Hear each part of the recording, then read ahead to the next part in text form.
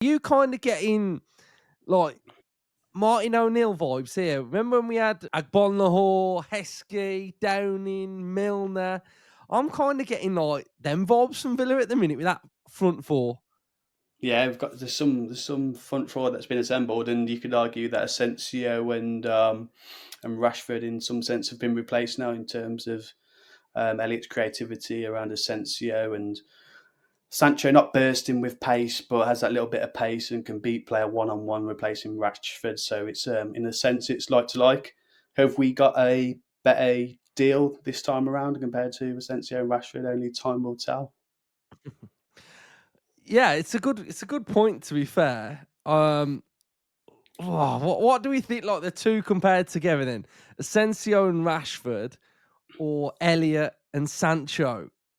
I feel Yeah, like it's the first one's got more just like it's just got more like it's got more flair and sort of exposure as a sort of like a personality of a two. But I actually feel like Sancho and Elliot could benefit us a lot more with the system. I think I look at Elliot and I think how we're crying out for someone like finding Watkins, finding Rogers, being quite technical on the ball.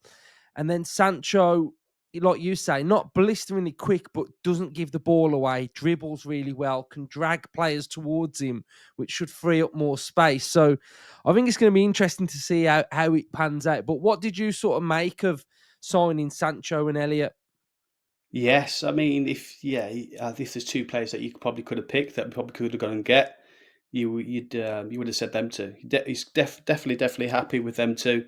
I think Elliot has been a bit part player for Liverpool, and you could argue Sancho at Chelsea was. I think Sancho played around 30 games in the last season at Chelsea in the Premier League and 40 in total. So both bit part players with bags of potential and lots to prove.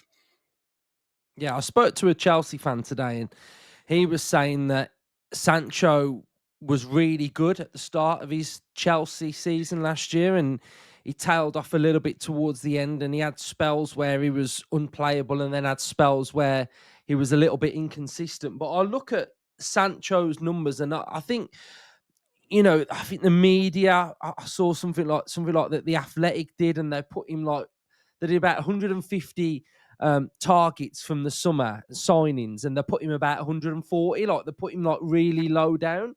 But I actually feel like if you actually look at his numbers, 80% passing accuracy in the opposition half, 53% successful dribbles,